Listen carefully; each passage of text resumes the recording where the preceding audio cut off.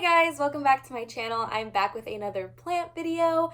Today I'm pretty much going to be talking about things that I didn't know before I started collecting houseplants and that now I do know. These are sort of like little things that I learned along the way. I don't really feel like there's a video out there just kind of addressing all of these at once. They're all pretty random, so I would understand why there isn't a video out there. But if you're a beginner and you have some of these questions, hopefully I can answer them for you in this video today.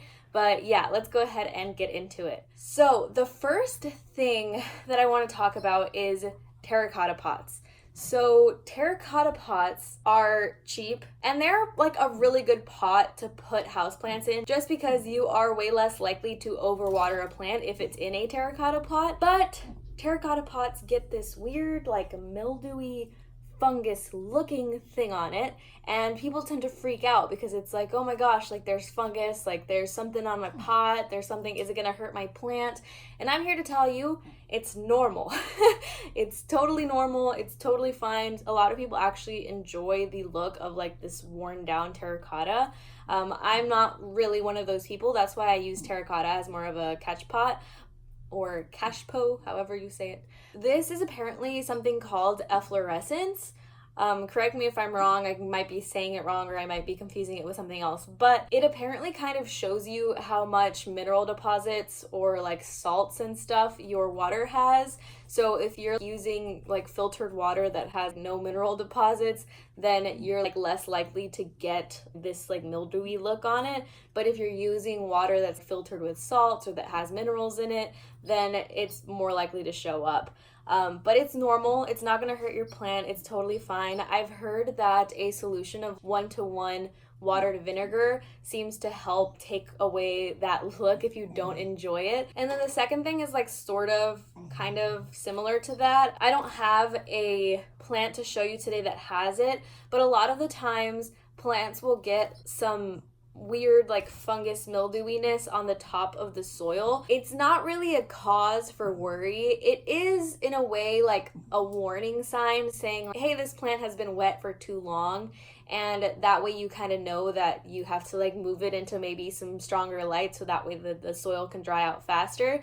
But before you do that, you need to scoop out all of the mildew from the top of the pot. A lot of people will also just change the plant into some brand new soil, but that mildew itself won't technically hurt the plant. But leaving the plant in the super wet soil will probably kill it because it might get some root rot. But yeah, that soil like fungus thing is not harmful to the plant in any way. It's just kind of a red flag saying like, hey, too wet, and then you kind of just fix it from there. I also kind of want to note that the soil that you're using might also be like a little bit old or a little bit too like peaty, I think, is what people say. And that's part of the reason why it might produce that sort of moldiness.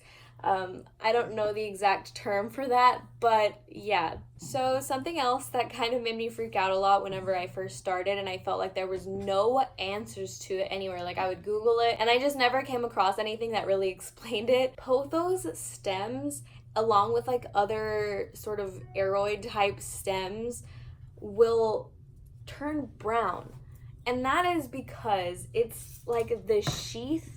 I'm not using the correct terminology by any means, and I'm not sure how well you guys can see, but sort of the areas in which the plant will send out a new leaf, that area will like turn brown and like die off. That, again, is normal. That's not being used anymore, and it does cause the plant to look a tad ugly because it does look like, oh, something's dying here.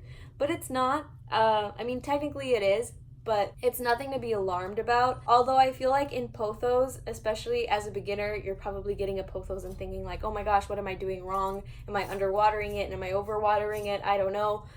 That's not really a sign to be able to tell how healthy your plant is. What you should really be looking for would be like the leaves and checking like the undersides of the leaves, checking if there are any bugs, checking if new leaves are turning yellow. Like that's sort of the way to go when it comes to checking your plant's healthiness. not necessarily the stems. I guess in a way you should be checking the stems to see if maybe your plant has scale, but pothos and these brown stems are definitely normal and you don't have to worry about that. And then another thing, I always try to get my propagations to like float in the water. That's not really that necessary. And I would understand why a lot of people would think that, hey, like my propagation needs to float. There's no way that the roots could come out if like the bottom is hitting the floor. But that's not true.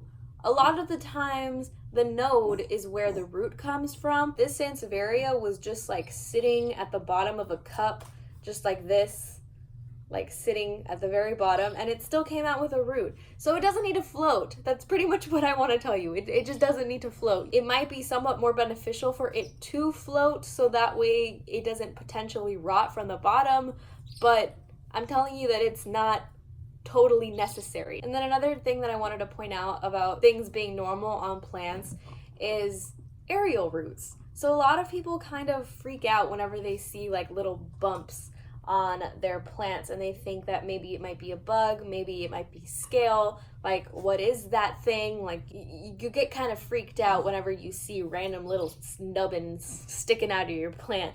But it's normal. Those are aerial roots. A lot of the time the plant starts to produce those so that way it can like grab onto stuff so it can climb up it.